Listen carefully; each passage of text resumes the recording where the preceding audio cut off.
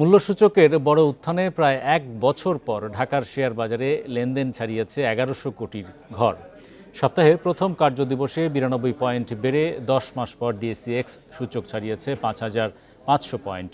এছাড়া শেয়ার দর বেড়েছে প্রায় ৫৫ কোম্পানির। অন্যদিকে চট্টগ্রাম স্টক এক্সচেঞ্জের সার্বিক সূচকও বেড়েছে ২৭০.০৫ পয়েন্টের বেশি। রোববার দিনের শুরু থেকেই ইতিবাচক ঢাকার শেয়ার বাজার। প্রথম ৩০ মিনিটে প্রধান সূচক বাড়ে ৯২ পয়েন্ট। তবে বেলা বাড়ার সঙ্গে সঙ্গে শুরু হয় সূচকের উত্থান পতন।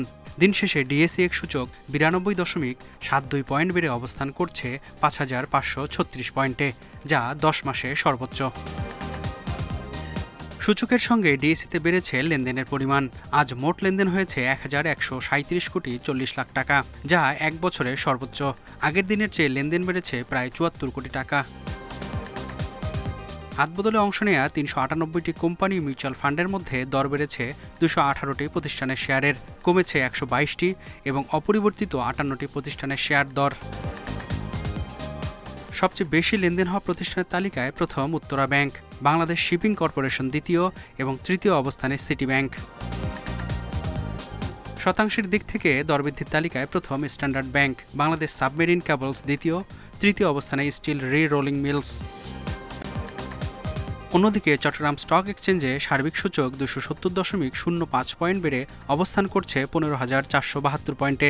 লেনদেন ২০,৬০,০০,০০০ টাকার share. Mehedi Hasan, independent news, Dhaka.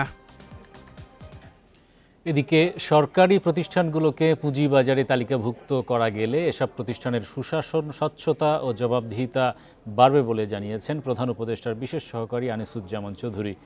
সরকারি মালিকানাধীন কোম্পানিগুলোকে পুঁজিবাজারে তালিকাভুক্তির বিষয়ে এক বৈঠকে এসব কথা বলেন তিনি।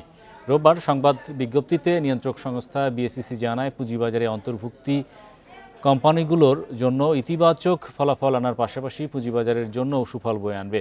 এ সময় দেশের যেসব বিদেশি বা বহুজাতিক কোম্পানিতে সরকারের মালিকানা রয়েছে সেগুলোকেও সরাসরি তালিকাভুক্তির মাধ্যমে দ্রুত পুঁজিবাজারে নিয়ে আসার বিষয়েও আলোচনা হয়। বৈঠকে বিএসইসি চেয়ারম্যান সহ বিভিন্ন মন্ত্রণালয় ও বিভাগের কর্মকর্তারা উপস্থিত ছিলেন।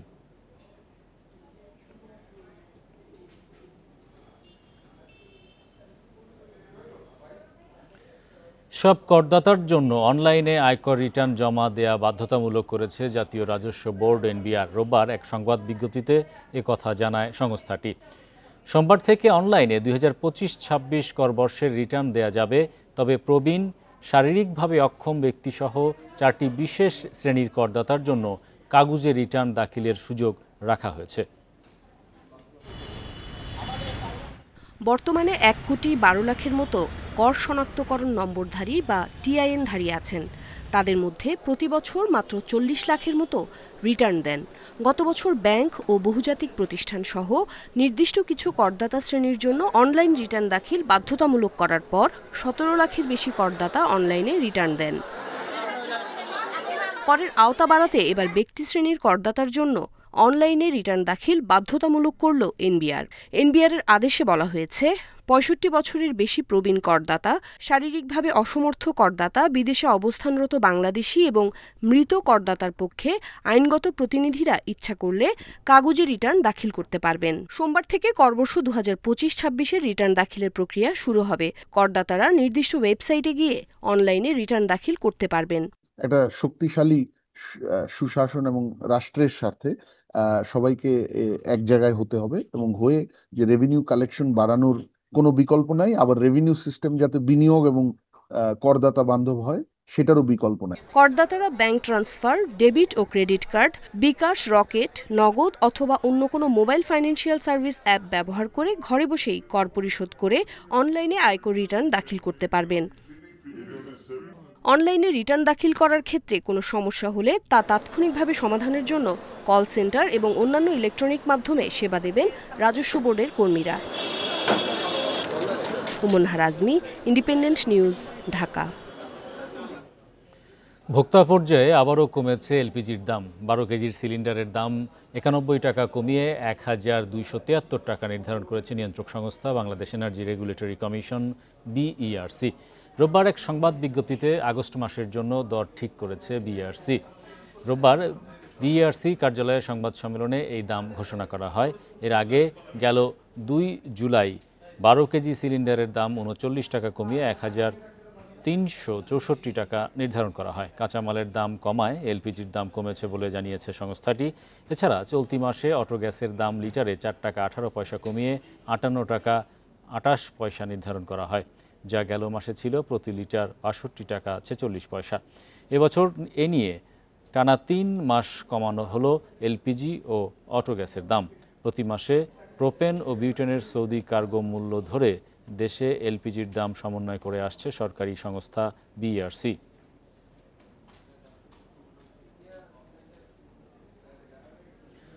বৈদেশিক লেনদেনে 4 বছর পর উদ্বৃত্ত অবস্থা দেখা গেছে দেশের অর্থনীতিতে।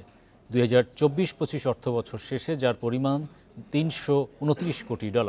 কমে এসেছে বাণিজ্য ঘাটতিও। সম্প্রতি বাংলাদেশ ব্যাংকের এক প্রতিবেদনে এসব তথ্য উঠে এসেছে। এর আগে টানা 4 বছর ধরে ঘাটতিতে ছিল সার্বিক লেনদেন। 2023-24 অর্থবছরে ঘাটতি ছিল $430 কোটি।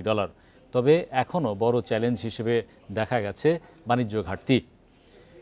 গেল অর্থবছরে পণ্য আমদানি ও রপ্তানির ব্যবধানে ঘাটতি ছিল $2045 কোটি। ব্যবসায়ীরা বলছেন, আমদানি কমার কারণে শিল্পে কাঁচামাল সংকট দেখা দিচ্ছে, যা উৎপাদন ও কর্মসংস্থানে নেতিবাচক প্রভাব ফেলছে। অর্থনীতিবিদদের মতে রেমিটেন্স এবং বৈদেশিক ঋণ প্রবাহ বাড়ায় এই পরিবর্তন সম্ভব হয়েছে। এর সঙ্গে যুক্ত হয়েছে আমদানি খরচ কড়াকড়ি ও ডলার ব্যয়ের নিয়ন্ত্রণ।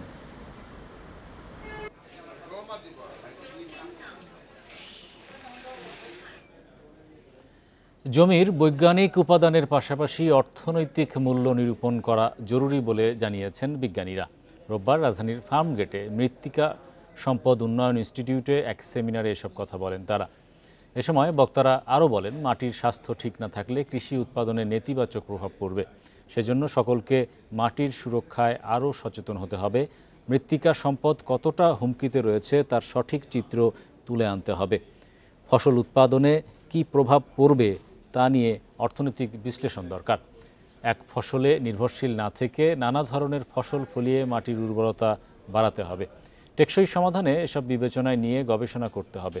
সরকারের পাশাপাশি কৃষকদেরকেও সচেতন হতে হবে বলে মন্তব্য করেন মৃত্তিকা বিজ্ঞানীরা।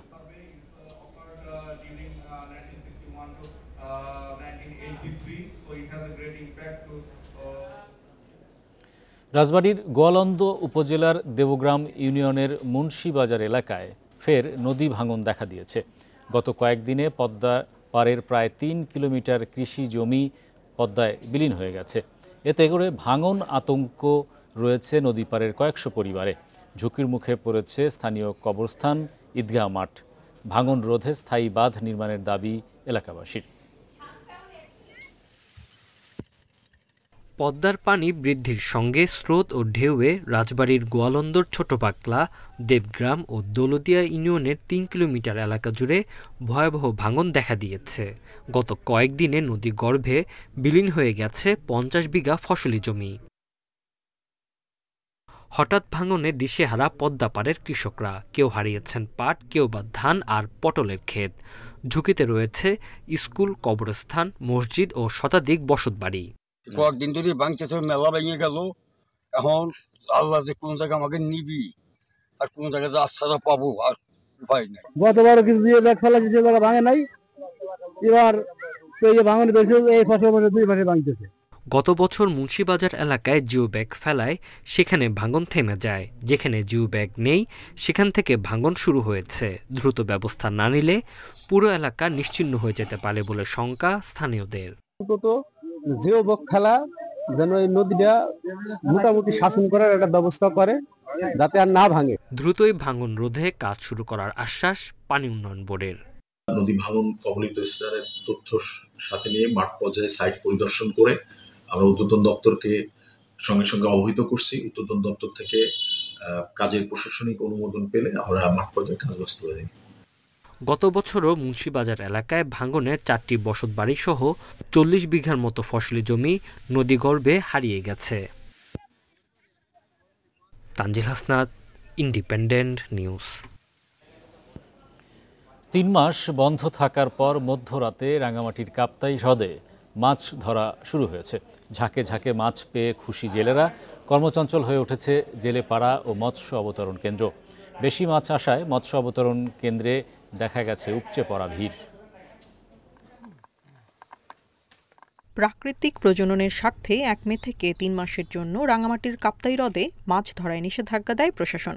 মধ্যরাতে নিষেধাজ্ঞা প্রত্যাহারের পরই হ্রদে মাছ ধরতে নামেন জেলেরা। প্রথম দিনে জেলেদের জালে ধরা পড়েছে চাপিলা, কাচকি, আইড়, রুই সহ বিভিন্ন প্রজাতির মাছ। প্রত্যাশা অনুযায়ী মাছ পেয়ে খুশি জেলেরা। এখন সামনে যদি আরো পরিষ্কার হয় পানি আরো মাছ আরো বাড়বে। ২-৩ ঘন্টা হবে অপেক্ষা হচ্ছে, জায়গা নাই, মাছ নামাইতে পারতেছি না। রোববার সকাল থেকেই জেলার ৪টি মৎস্য অবতরণ কেন্দ্রে মাছ আনতে থাকেন জেলেরা। সকাল ৬টা থেকে দুপুর ১২টা পর্যন্ত শত শত ড্রামে পৌঁছে যায় প্রায় ১০০ টন মাছ, যা পরে চলে যায় দেশের বিভিন্ন প্রান্তে। মাছের সাইজটা একটু ছোট আর একটু বড় হয়ে যাবে, কিন্তু আশা করা যায় সারা বছর এই মাছটা এভাবে আসবে। আজকে মাছ ঢাকা, চট্টগ্রাম এবং অন্যান্য জায়গায় বাংলাদেশের জেলার মধ্যে পৌঁছাবো আমরা। এদিকে ব্যবসায়ীদের সুবিধায় মৎস্য অবতরণ কেন্দ্রগুলোতে সুযোগ সুবিধা বাড়ানোর কাজ চলছে বলে জানিয়েছেন বিএফডিসির কর্মকর্তারা।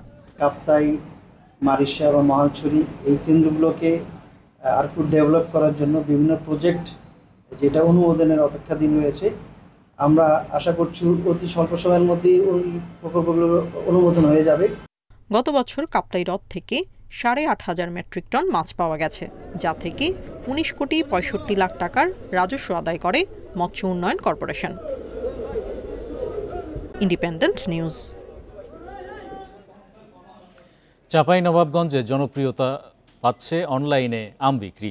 ফেসবুক ও ওয়েবসাইটে অর্ডার করেই ঘরে বসে মিলছে পণ্য। এতে লাভবান হচ্ছেন ক্রেতা বিক্রেতা উভয়ই। কমেছে মধ্যস্বত্বভোগীর দৌরাত্ম্য। ফেসবুক ও ই কমার্সে আম বিক্রির সঙ্গে জড়িত প্রায় ৫,০০০ উদ্যোক্তা। আহসান হাবিব চাঁপাইনবাবগঞ্জের আম ব্যবসায়ী। কয়েক বছর আগেও হাটে বা আড়তে বিক্রি করতেন আম, তবে প্রযুক্তির সুবিধা বাড়ায় এখন বিক্রি করছেন অনলাইনে। গত বছর ১ টনের মতো আম বিক্রি হলেও চলতি মৌসুমে তা বেড়েছে ১৫ গুণ, বলছেন এই ব্যবসায়ী। গত ২ বছরের চাইতে এইবার কিন্তু আমার অনলাইনে আম বিক্রিটা অনেক বেড়েছে। এই অনলাইনে আম বিক্রি করার পরে যেটা আমরা সুবিধা পাই যে কনসার্ট বাজারে বা আশেপাশে বাজারে আমটা নিয়ে যেতে হয় না। ঘরে বসেই বিক্রেতারা মোবাইল ফোন বা ল্যাপটপ থেকে প্রোডাক্ট ডিটেল আপ করতে আসছে অর্ডার। ক্রেতার কাছে পৌঁছে যাচ্ছে আম। প্যাকিং করে এবং কুরিয়ারের জন্য প্রস্তুত করে ডেলিভারির জন্য রেডি করে ফেলে, এবং আমরা চেষ্টা করি সেম ডে প্রসেসিং এবং সেম ডে ডেলিভারি দেওয়ার জন্য। স্থানীয় চাষিদের আম ন্যায্য মূল্যে কিনে তার শতভাগই অনলাইন প্ল্যাটফর্মে বিক্রি করছেন ই কমার্স উদ্যোক্তারা। বাগানিরা আড়তে বা বাজারে বিক্রি করতে হতো, সেখানে একটা ক্যারিং কস্ট হচ্ছে, রেটের একটা ব্যাপার থাকে। কিন্তু অনলাইন যারা আম কেনে তারা কিন্তু বাগানে যে একটা রেট ফিক্সড করছে, বাগান থেকে নিয়ে যাচ্ছে, এতে বাগানিদের কিন্তু ভালো হচ্ছে। কয়েক বছর আগেও মধ্যস্বত্বভোগীর খপ্পরে পড়ে লোকসান গুনতেন চাষিরা। অনলাইন সুবিধায় আমের সঠিক দাম পাচ্ছেন তারা। উৎপাদকের কাছ থেকে বা উদ্যোক্তার কাছ থেকে সরাসরি ভোক্তার কাছে যাচ্ছে। এখানে ওজনের বিষয়টা সঠিক থাকছে, অর্থাৎ ২০ কেজি আমি মানি ২০ কেজি। বাজারে আমরা যেটা দেখি ২০ মনে হয়তো ৫ কেজি ৭ কেজি বা ১০ কেজি বেশি দিতে হয়। এই জিনিসটা অনলাইনে বিজনেসে এটা লাগে না। জেলায় অনলাইনে আম বেচাকেনায় জড়িত প্রায় ৫,০০০-এর মতো উদ্যোক্তা। Independent news. ১.৫ বছর আগে পরীক্ষামূলক চালুর পর থেকে বন্ধ আছে রাজশাহীর সুলতানগঞ্জ নদীবন্দর।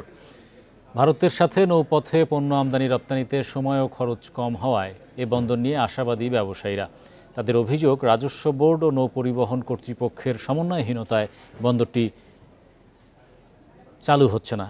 এদিকে বন্দর পরিদর্শনে এসে নৌ উপদেষ্টা জানালেন, সরকারের সব সংস্থা এ বিষয়ে একযোগে কাজ করবে। গত বছরের ফেব্রুয়ারিতে রাজশাহীর গোদাগাড়ির সুলতানগঞ্জ নৌবন্দর দিয়ে ভারত বাংলাদেশের মধ্যে পরীক্ষামূলকভাবে কয়েকটি নৌযান চলাচল করে। পণ্য আনা নেওয়ায় সময় ও খরচ বাঁচায় আশাবাদী হন স্থানীয় ব্যবসায়ীরা। তবে পরীক্ষামূলক কার্যক্রমের পর আর এগোয়নি বন্দর চালুর কাজ। ব্যবসায়ীদের অভিযোগ, আমদানি রপ্তানির জন্য সম্ভাবনাময় এই বন্দরটি প্রশাসনের সদিচ্ছার অভাবেই চালু হচ্ছে না। আমি এক জাহাজ পাথর আনতে পারি, তা সেখানে লাগে $10 লাখ। আর এক জাহাজ পাথরে মাদার ভেসেল মানে 50,000 টন যদি এখান থেকে আনি, আমার লাগবে $5 লাখ। তাহলে কি $5 লাখ কিন্তু আমার বাংলাদেশের টাকা সেভ হয়ে যাচ্ছে। সোনা মসজিদে $13 আর এখানে $9.8 মানে 3 টাকা 20 পয়সা করে পার টনে সেভ হবে এবং এখান থেকে বিপুল পরিমাণে রাজস্ব আয় হবে। সেটা এইখানে অবকাঠামোর জন্য 1 মাসের যে আয় হবে সেই এখানে সোনার মহল তৈরি করা যাবে। বিআইডব্লিউটিএ বলছে এই বন্দর নিয়ে তারা ইতিবাচক মতামত দিলেও অবকাঠামোগত নানা বিষয় উল্লেখ করে সায় দিচ্ছে না এনবিআর। এনবিআর চাচ্ছে যে এখানে একটা পূর্ণাঙ্গ ফ্যাসিলিটিস তৈরি করার পরে যাতে আমরা পোর্টের কার্যক্রম চালু করি, তাদের মতামত এরকম ছিল। তবে আসলে বিষয়টা হলো যে বাস্তবতার প্রেক্ষিতে আপনি দেখেন বাংলাদেশে যে সমস্ত নদী বন্দর আছে সেখানে কোথাও কিন্তু আমাদের এরকম যে ফুল ফেজ পোর্ট ফ্যাসিলিটিস এরকম না। আমরা একটা জায়গায় কাজ শুরু করি, আস্তে আস্তে সেই জায়গায় ডেভেলপমেন্ট হয়। বন্দরটি চালু করতে অবকাঠামো সহ বিভিন্ন বিষয়ে দ্রুত সমাধান জরুরি বললেন নৌ উপদেষ্টা। সরকারের বিভিন্ন সংস্থা এ বিষয়ে একযোগে কাজ করবে আশ্বাস তার। এখনকার এনবিআর সেটআপে সেখানে তো আমি মনে করি না যে এই ধরনের কোনো টানাপোড়েন এখানে আছে, যদি থাকেও ছিল অতীতে থাকলেও এখন সেটা হবে না। নৌবন্দরটি চালু হলে দুই প্রতিবেশী দেশের ব্যবসায়ী নতুন মাত্রা যোগ হবে, তৈরি হবে কর্মসংস্থান বলছেন ব্যবসায়ীরা। Ahsan Habib, Apu, independent news, Rajshahi. ঝিনাইদহে কয়েকদিনের টানা বৃষ্টিতে পানিতে তলিয়েছে কয়েক হাজার বিঘা ফসলি জমি ও সবজি ক্ষেত। আবার কোথাও ডুবে গেছে ধানের বীজতলা ও রোপণ করা আমনের জমি।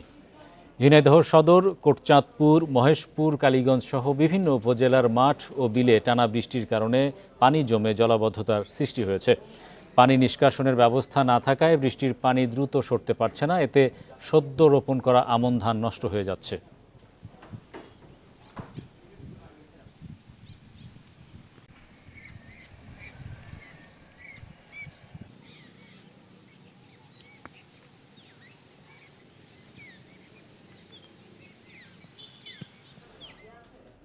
এই ছিল আজকের অর্থনীতি সারাদিনে।